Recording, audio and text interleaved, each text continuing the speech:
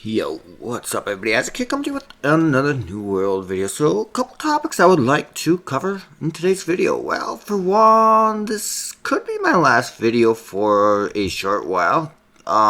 Making some moving changes and some working changes for the time being. Not sure if I'm going to get my PC set up in the new location right away or not. So, might be a little while before you see me again, or hopefully not. Hard to say.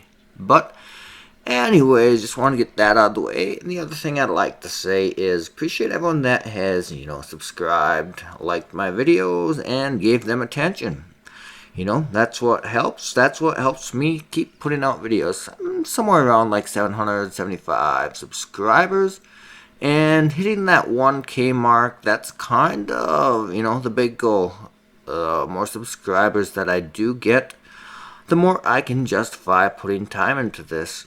As of now, it is just strictly all volunteer time that I put into this. So, once you do hit that 1K mark though, that's when you get the potential to, get something back out of the time that I put in. So, if you've enjoyed any of my videos, any of them have helped you out at all, hit that subscribe and it will help me bring you more content in the future.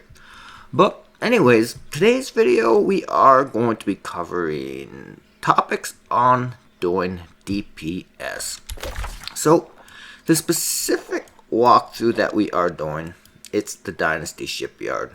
Ice mutations can be super annoying, pretty brutal. So a couple different ways that you can combat that. And the main way that I have typically combated ice mutations is, well, we use our greatsword and then we use a perk called Relentless Freedom. So this isn't something you want on your greatsword. You want to get this on your armor. So a lot of times I'll just specifically buy one armor piece with this on my armor, and then I'll specifically use that armor piece just in ice mutations. So we'll go ahead, we'll put Relentless Freedom, and let's say it's a corrupt dungeon. So we need Relentless Freedom, Corrupted Ward. Let's pretend, it has to be only selected, apply, 490, obviously 590. Obviously you can craft this kind of stuff too if you're capable. It's got to be strength or dex. It's gonna hopefully have to be light. And well, there's one piece for 7K. There's one piece for that one's got con on it, so that's not as good, but that's perfect. This would be an absolutely perfect piece. 7K, that's pretty reasonable. So if we're running greatsword, we have Relentless Freedom. Activating Relentless Rush removes root and slow. Increases Relentless Rush's critical hit chance by 12%. So that part's not that important. It's all about getting yourself out of trouble when you get rooted. So ice mutations, you're gonna get rooted. Enemies die, they leave this little ice circle that roots you, and well, there's times when you're left defenseless, you're stuck in place, and well, if you got your Relentless Rush and your Relentless Freedom, well, you can get yourself out of trouble. So that's the way I have typically attacked it. But another way that you can do it that we're going to be showing you in this video, well, I got this whole set of Corrupted and Freedom gear. Corrupted Ward, Freedom. And of course, we have to have either Dexterity or Strength because we are an endgame DPS. And we want to be full dex. Strength is only 5 con, no additional con. You can get away with 10 con, even if you're all the way up to 50 con, you can still do respectable DPS. But endgame DPS, it's not debatable. It's 5 con type of thing, just the way it is. But in the ice mutations, if you're 5 con and you're getting rooted, you can get yourself in trouble pretty fast. But follow you know, the things I'm showing you in this video, and you can definitely help carry your team through Ice Mutation. So we have 5 pieces of armor with Corrupted Ward and Freedom. Freedom. Reduce the duration of slow, stun, and root by 11%. So when you watch the walkthrough, you're going to see situations where everybody else, they're getting stuck, rooted, and I'm just running right on through it.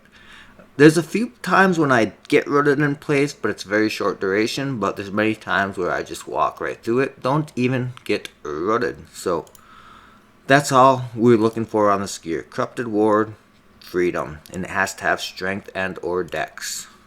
Corrupted Ward, Freedom, Corrupted Ward, Freedom. This happens to have physical aversion, a nice little bonus, but not necessary. Corrupted Ward, Freedom. So you can see, aside from the bonus of having freedom to help us with the ice part, besides that, we're basically just a 1 perk. So you're gonna see we have this one weapon. It's a really good weapon, don't get me wrong. It's not BIS by any means, but it's very strong. Corrupted Bane, Enfeebling Skewer, best perk in the game PVE wise. And then we have Shirking Arcane. So Corrupted are already weak to Arcane, and it's going to help you do an additional 40% damage at certain times. So since they are already weak to Arcane and, well, Shirking Arcane, there's lots of times when we have lots of mobs we're dodging out the way of. This is going to actually hit pretty darn hard. It's not BIS because there's many times where it's not going to perk as often as you would like it to, but there are very important times that it's going to be perking, and it is going to hit like a train. So very, very strong. But other than that, you can see we have no other additional perks to help our weapon do extra damage. And, well, we have also our Great Axe, Corrupted Bane, Enfeebling Maelstrom. So we're basically a weakening machine with some pretty strong crowd control, because we got our sweep on our spear, we got our Maelstrom, we have our pull on our Great Axe. That's going to help do some crowd control. We got our Maelstrom, and of course we got our Gravity Well. And on our spear, we got our sweep with a nice short cooldown. So we have a respectable amount of crowd control. And, well, the fact that it's an ice mutation, we have tons of freedom on our gear. We're going to be able to help our team out tons. So, and of course the other mandatory things. We have the ice gems in all of our gear. And then we have frozen protection on our amulet. So all said and done, we have 58% damage resistance to the ice. One little bonus piece of information here. Sometimes you're going to hear people say that you're maxed out at 50% damage resistance to the elements of a mutation. Not true.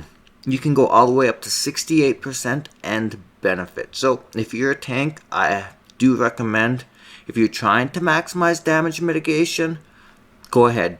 Put shield ward on your shield, put it on your amulet, get yourself all the way up to 68% damage mitigation, and you're basically going to cancel out 100% of the converted damage to ice.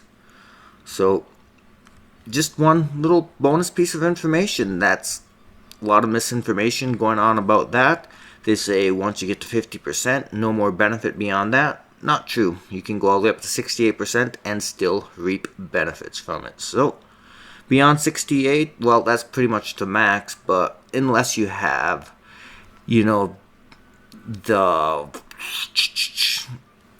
a specific perk that you can add to your armor as well. Not many people run it except in the forge. A lot of people will run the flame, whatever that stuff is called. Not going to get into it, but there's one way you can potentially get even above and beyond that 68%, but up to 68% you're going to reap benefits. Beyond that, not helpful, but feel free, go all the way up to 68. Don't stop at 50 like some people try to tell you. But just wanted to get that out there because it's pretty important information. Lots of misinformation going on about that. I did a bunch of testing on it myself. I thought about making a video specifically about that maybe in the future, but not for now. I tested it, and yeah, you're going to benefit all the way up to 68% damage resistance of the elemental type of the dungeon. So that covers that. And well, one extra little bonus piece of information. So this is what we are running for the bulk of the dungeon. But we have a set that we switch out for the bosses. So the bosses are going to do some void damage, and well, we go ahead and we have a separate set on. And we have some void gems in our set. We also have a void protection amulet. So, especially for the last boss, but I think the first boss too, I think the dog's breath does void damage, but it's mainly for the last boss. So you can see we're all the way up to 40% void damage resistance. So we got ourselves into a little bit of a situation on the last boss, and I think pushing it, I think we did end up going down right before we killed the boss, if it's the right walkthrough that I'm remembering correctly. But nonetheless, we have some pretty strong survivability when we do switch out our gears. So getting started off, it's going to be hard to have yourself a full switch out of a full different set of gear, but as you become more experienced, it should be pretty darn easy for you to have a full jewelry swap, have some void gems in each one of your pieces of jewelry, have a void protection amulet, and that's going to help you do a lot better on the boss parts of the dungeons. So yeah, that basically covers that. We're going to cover our stats that we use, and let's see, where's our food here? We just pick some up. This one, the fall harvest turkey. But basically, we're gonna equip our main set. And well, what kind of attributes are we running? Well, we're running spear, great axe. So what do you do when you're running spear, great axe? You go 310 dex, 200 strength. So really important. Why is it so important that you're running 5 con? Well, let's say we're running 50 con. Let's look at our damage numbers. One thing you can use as a tool to make sure you're maximizing damage. Come to your attributes pages, look at this number here. How do you maximize this number? What different combination of stats is going to help you maximize that number? Is it going to be better if you crank strength way up? Okay, 1550 with that. Let's try a different combination. Well, 1588, that's higher, and well, our spear is our main damage dealer, and our axe doesn't really matter, it's just there for crowd control. Any extra bonus damage is nice, but we're not worried about that. So we're trying to look what's going to maximize the damage here. But the other thing, it's important to look at these nodes. These nodes can make a very, very significant difference. So this is basically where we're going to maximize our damage for our spear as far as this number goes. But let's say we are going to go 50 constitution. Well, we're going to have to drop off here. And you can see this number, it goes down a bit. Not a crazy amount. But okay, we're going to add some constitution. Well, we lose this. Plus 10% damage on stunned, slowed, or rooted enemies. Well, the whole point of PVE dungeons, we are continuously stunning, slowing, rooting enemies in place. So this perk, incredibly important. So we're not only losing out on the damage numbers here, we're losing out on an additional 25% damage to all of these different, in addition, what did I say? 10% regardless of what I said, but 10% damage on stunned, slowed, or rooted enemies. You're not just losing the little bit of damage here, you're losing an additional 10% very, very often. So really is important. You got to get down to that 5 con for the endgame content, and get your dex up to here. The dodges cost 10 less stamina. Super handy. Not something that necessarily is going to give you more damage, and especially if you have a hardy ring, which we do not here, then that extra dodge isn't as important. That extra 10% stamina thing, not quite as important, but we do not have a hardy ring here. We have a thrust damage, keen awareness, help us get more critical hits, and then bloodletting. Not going to come into play huge, but it definitely still does help because our skewer is going to apply a bleed, and well, that skewer bleed, it really does some pretty serious damage. So it's going to do that nice extra damage for 29% longer. Especially if we had bleeding sweep on our spear, then that bloodletting would be super important, but you really do need this thrust damage. You need to start getting a damage ring for endgame DPS. Just the way it is. Our earring, you really want to have refreshing toast, and beloved or evasive is acceptable as well. So we're lucky to have an extra perk. Refreshing would be probably the best, but refreshing evasion is legit as well. So, but just a 2-perker here, it's going to do just fine. Here, health, frozen protection. That's all we're worried about here, and obviously strength or dex. Well, we got a perk here that's not going to help us much, but hey, it's there. Whatever, we'll take it. But yeah, that covers our full gear setup for this build. We are using the brutal heart rune of grasping vine. It's gonna help add weaken to the mobs. It's gonna root the mobs in place to help us do extra damage, or to save us if we get into a sticky situation. But it's also gonna inflict a rend, reducing target's armor by 20% for 5 seconds. It's gonna reduce our stamina regeneration, but for the most part, that's not the end of the world because the mobs are already stunned, so our stamina regeneration isn't an absolute issue most of the time in those situations because the mobs are already rooted in place. But there is some give and take. You add rend, but you lose stamina regeneration.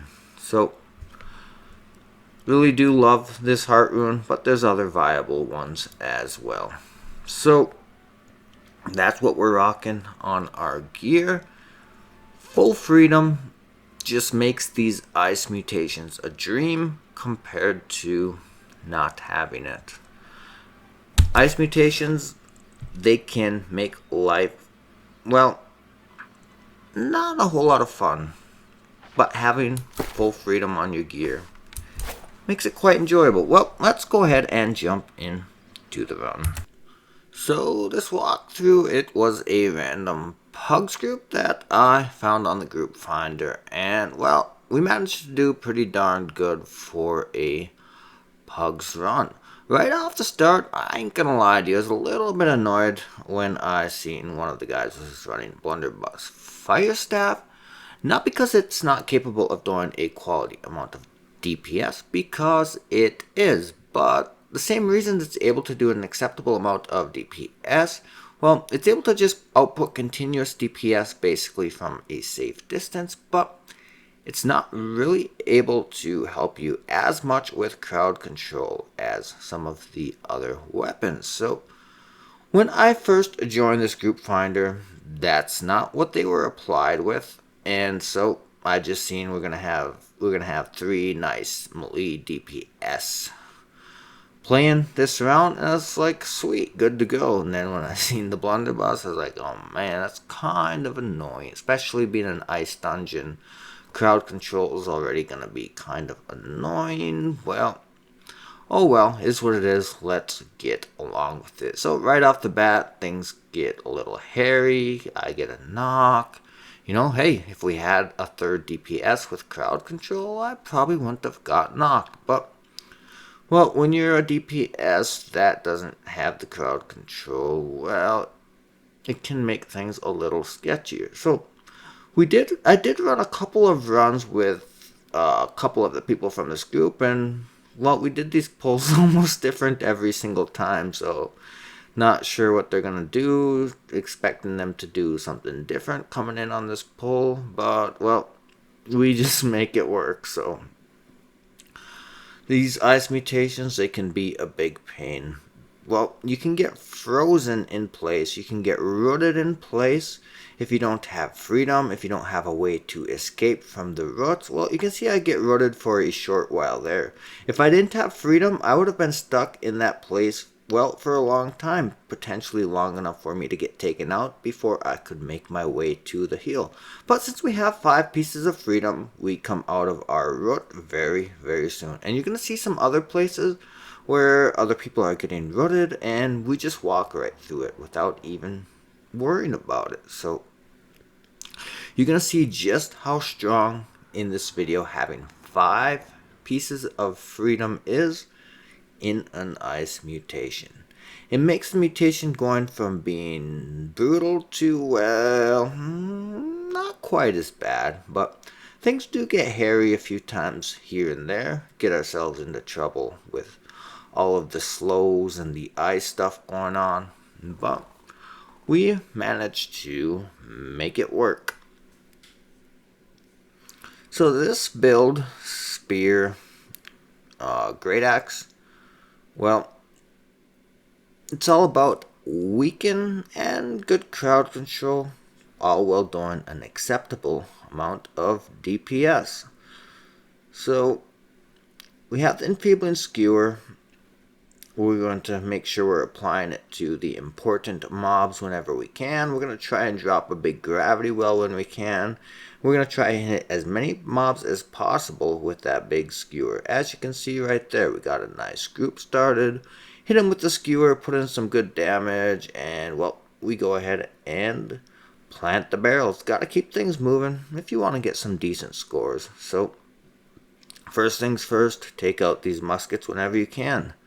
So you can see here, I'm going to try and get the team to stack on the musket, but well, they wouldn't do it. So I'm going to use my maelstrom, I'm going to use my crowd control to try and move this musket closer to the stack. Because, well, when that musket, he's just close enough to the boss to have that ice circle kind of, well, cause you problems, but you're still far enough away that you can't take part in the heals. Well, it can make it pretty hard for you to solo that musket, but we kind of get it taken care of, and we say, okay, we're going to start making progress on the next part. You know, going to go ahead, plant the barrels, we're going to go ahead, start gathering. Well, that way we aren't stuck sitting around waiting. On the next part, we can just keep moving right along. Get the show on the road. Right in on to the next boss. They already got the pull started. I go ahead, I throw a big grab well, and well, timing's bad. I have to back away because, well, those dragons, they'll hurt you if you just run right into them. So, well, throw our grab well, we have to back out to safety. And then we get right back to town, but more dragons come out. We gotta make sure we get back because we already got one teammate knocked down, so things could start getting sketchy if multiple of us start going down. So dodge back out of the way, make sure the dragons don't take us out, and we go right back to town. Dragons come out again, dodge out, wait for them to go away, and we're right back in. Dropping our weekend, using our sweep to knock the mobs down, and finally got everything taken care of, ready to move on to the next pull. So I'm pretty sure this one gets a little bit sketchy here. So there's a couple different ways you can do this fight. Without the ice, sometimes you can, well, even with the ice, you can AoE all 3 bosses down, but it can cause you some problems. So the most common way to do it is take out the mages either one at a time, or you separate the mages from the main boss and you AoE the 2 mages now. So you can see already we're in trouble again. So 2 of us get taken out. Well, let's see, I guess maybe I got a little bit too careless. You can see the person that revived me, they're super low on health. All of those big ice circles, yeah, they cause lots and lots of problems. They do some real damage. So we got one of these mages low, and we're going to focus on finishing off that mage before we bother to go on the revive. Because, well, it's not worth to revive someone straight into death. We have the mage low, so let's just finish him off. And it's kind of in that same situation here with this mage. Not quite as low, but I'm focusing, well, I got the weekend, I got the crowd control for the most part. I'm just going to focus on this mage. And if I can drag him away from this guy that's down, sweet, but otherwise, main goal, take him down. Well, at this point, we got the two mages down. We're searching for the boss.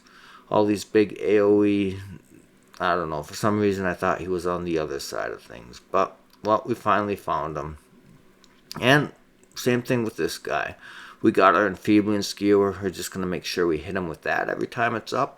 For one, well, we add that 44% weaken, which is massive. Not going to allow him as easily take someone out. We have several people, including ourselves, with a knock already.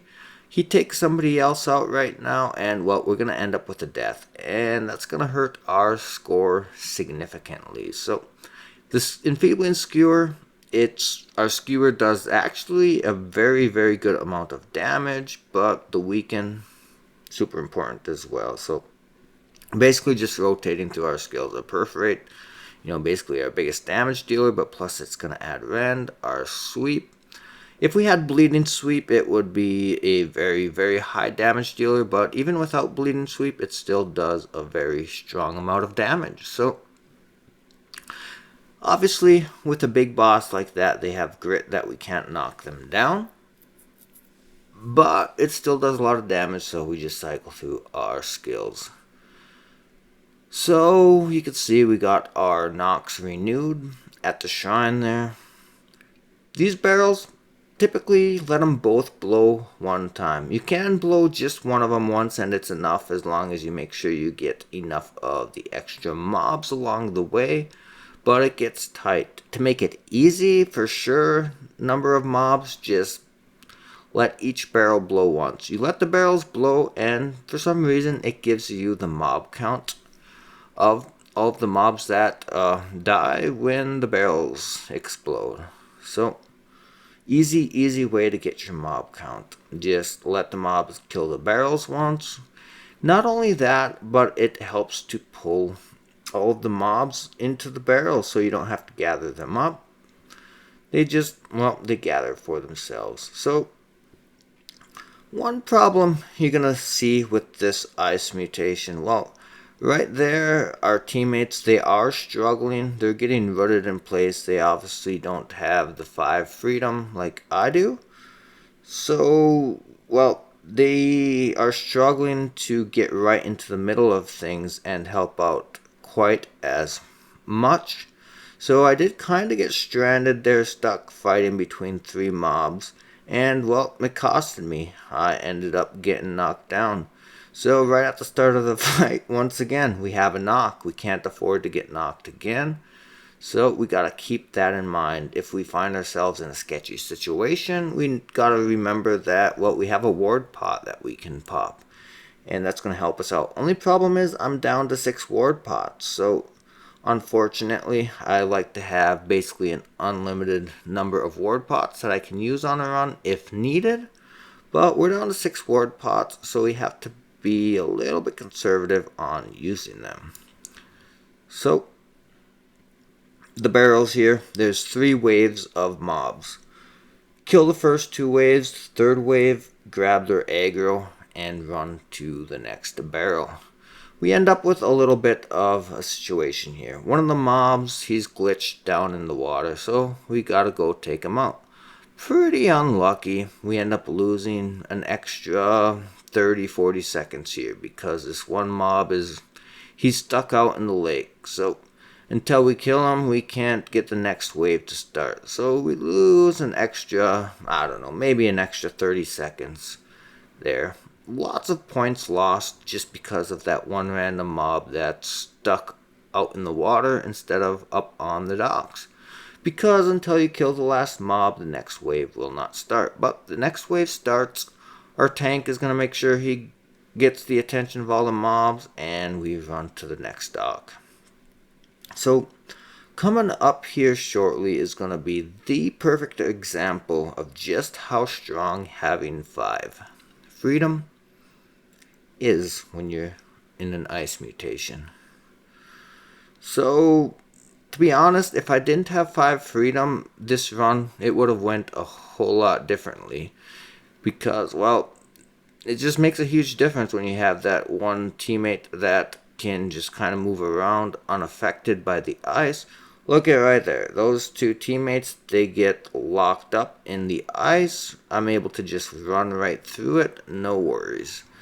So if we can't run through the ice free of getting locked up, well, we can't help bail our teammates out of sticky situations.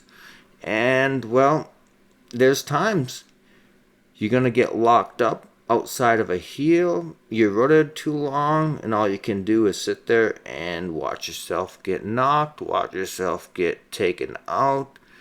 Before you know it, you have respawns, and, well, you just lost your points run. So right here, I was thinking that we were going to blow the barrel here, but we decided we were going to pick up enough mobs along the way, enough of the extra mobs, and, well, the more time you can save by not blowing the extra barrel, all the better, as long as it doesn't cost you in chasing mobs around, which sometimes it can if you don't pick up enough mobs along the way. I don't recall at the end. I know we had one run that was really good, but we were 4 mobs short at the end, so we had to waste a bunch of extra time gathering extra mobs, because our team, they were already at the last boss. I'm like, no, we need another 4 mobs. Before you go into the last boss in the Dynasty, you need to be at 100 mob kills. Inside the last boss, for some reason, you get 20 mobs, even though I think there's only 10 actual mobs, and when you finish off the boss, it gives you 10 more mobs. So as long as you're at 100 mob count going into the last boss on Dynasty, you get 20 mobs in the last boss, so you reach your 120 quota. Just one thing to keep in mind. Pay attention along the way. Are you getting enough mobs or not? Fall short on mobs, you're going to lose a lot of points. So sure, you can still get the easy gold, but you're not going to get that nice juicy points run.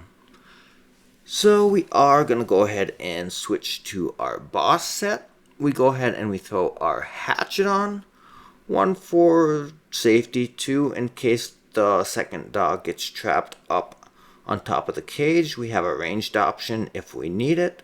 3, well, we have extra weaken and rend on our hatchet. So lots of good utility for boss fights, having enfeeble skewer plus weaken on our hatchet, rend on our perforate, rend on our rending throw of our hatchet. So, well, we're going to do a pretty acceptable amount of damage. And some good utility. We got the range ability if we need it. Sometimes on this boss, one of the dogs will get bugged on top of the cage, and, well, if you don't have anyone with range to help damage it, it's going to cost you a lot of time. Don't remember if the dog got bugged on top of the cage this run or not, but, well, we're moving right along. Moving on to the dog. So I pull out my hatchet. What I'm going to do, I'm going to throw my infected throw, and I do believe I have the cloud on it, so I can actually throw it at the dog even before he's active, and the cloud is still going to add weaken to him. So I go ahead, I throw it, and I get my rend on him, and, well, it looks like the disease actually didn't apply when I threw it early, but nonetheless, we get the rend, we get the spear out. We can see the dog turns on us. Sometimes the aggro on this dog can be a little bit funny, a little bit hard to hold. So you just got to be ready on this dog. Plus he does that big huge jump back. You just got to be ready to dodge out of the way. you got to be careful that you're not stabbing yourself out for just no reason. Careful about doing extra dodges just to get your additional damage perk because you have a gambit, that kind of thing. So you run yourself out of stamina, the dog dodges backwards, and you're in trouble. Well, you can see the dog did end up on top of the cage, but we do have our hatchet on. We have the throwing ability selected on the tree, and that allows us to help DPS the dog down. So we're switching back to our regular dungeon set. And, well, there's one mob back here. We're going to go ahead and pull him. That way we can come and gather the resources for free later. But we're going to pull the one mob and AoE it down with the rest of the stuff. The boss here that we pulled, well, I get myself in trouble. I get knocked. Sometimes with this ice, it's hard to tell exactly where the heals are. That can get you in trouble. But you know, the boss can do some decent amount of damage. Those darn spear guys, they really do a lot of damage too. So we go ahead, we get ourselves healed back up. We go ahead, jump in, help finish off the last of those little mobs for the most part. But then we're going to go ahead and we are going to gather the rest of our team. They're going to keep moving along. Well, this ore chalcum vein, it's going to take a little while for us to mine. Can see as we're moving along, I'm checking on the mob status. Where are we at? We're making pretty good time, so I'm gonna try and hopefully we have enough mob counts. We're gonna try and make sure if we don't, we're gonna pull any extra mobs. So sometimes if you're low on mobs, I'm gonna pull that little mob right there next to the resource. And I'm checking over to the left. Our teammate is mining that resource there. There's several resources back there that you gotta get. So just making sure that somebody is getting those. Yep, we're good to go. Jump in and help our team. So moving right along, just drop our big grab well and just go to town. Apply our weaken to the group of mobs as much as we can. We gotta try and get that spear guy down because those spears, they're annoying. They do tons of damage and they just stagger you all over the place if you don't stagger them all over the place instead. But yes, well, moving right along. So let's see. Did we fall short on the mob count? Is this that run? It looks like it is. Or is it? Nope, we're good. We're over 100. Couldn't remember. I was worried this was the run that we had to go back. But nope. We're over 100 mob counts. And as long as you're over 100, by the time you finish this boss, you're going to be good to go. So once again, switch back over to our boss set. And it's actually pretty helpful to leave your axe on for this boss. Sometimes I will, but well, I just threw my hatchet on and called it good. Because there's a bunch of mobs that spawn in, and that part of it, if you don't have an axe, it gets a little bit more messy than it needs to be. It takes a little bit longer than it needs to, so it's actually a pretty darn good idea to leave your axe on for this part. One good way to do it would be switch over to a slash ring, throw on your hatchet and your great axe, so slashing damage, plus you have the hatchet for safety. So obviously the spear is probably going to do more damage because corrupted is weak to spear, but the hatchet, it's not going to be that far behind as long as you have the proper setup for it. So right here you can see if we had our great axe, it actually would help a lot. We could have dropped the gravity well and basically one-shot all of those mobs. It could have saved us probably a good 10 seconds right there. And then once again, probably could have saved us an extra 10 seconds, maybe even 15 seconds on this group of mobs. And I do get myself taken out, unfortunately. One of the dragons from those pillars, well, they took me out. So One of the things, I think there's 10 total mobs, and then, I don't know, do these pillars count as mobs too? Is that why you get a bunch of extra mob counts when the boss finally dies? Not sure. But, anyways, we do get ourselves in trouble. I don't remember what happened. Was there a pillar that ended up spawning a little bit too close to the boss? But I do end up getting taken out right at the end of this fight. You can see that we already have one knock, so gotta try and be a little bit careful. But at the same time, we need to make sure we're doing damage. So we're not going to play it so safe that we're going to cost ourselves any time. We're just going to keep it going. So it's not a bad idea to dodge back when these dragons come out, because if you do get hit by it, it does do a ton of damage. But we are trying to keep things moving right along. So the other bonus of having a hatchet out, anytime that you do have to dodge back, well, you can keep chucking your hatchets at the boss and you can keep doing damage.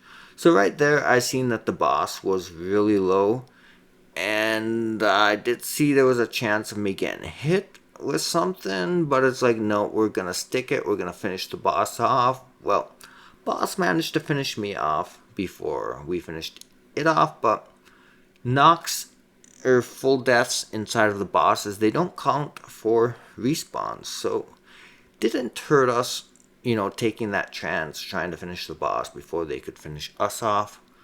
So no losses there. Nice solid run, 0 respawns, 0 team wipes, 12 out of 12 named enemies. We got our 120 enemies killed, got all our gatherables, and, well, very strong run for a pubs group. So pubs groups, they're definitely very hit or miss. So having a very versatile build, such as you're in an ice dungeon, got 5 freedom, it's going to save you a lot of headaches. And then you have a build like Spear Great Axe, Enfeebling Maelstrom, Enfeebling Skewer, so the mobs are going to hurt everybody a whole lot less. Well, such a versatile build. So help yourself out, help your team out. You got an ice dungeon, make sure you have some freedom in your build. Or make sure if you're running Greatsword, you're running Relentless Rush on your gear. Have lots of crowd control. Apply as much weaken as you can. It's going to make you survive a lot more. It's going to make your teammates survive a lot more.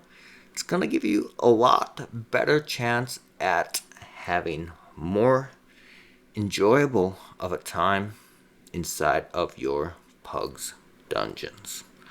So that's it for now. Signing out for now. It could be a while before you see me again, but hopefully it's sooner than later. So once again, if my videos have ever helped you, I really would appreciate maybe a like, maybe a subscribe. The closer we get to that 1,000 mark on subscribers, well, the more I can invest in making sure we're putting out more content for you in the future. Until next time, I hope you have a good one.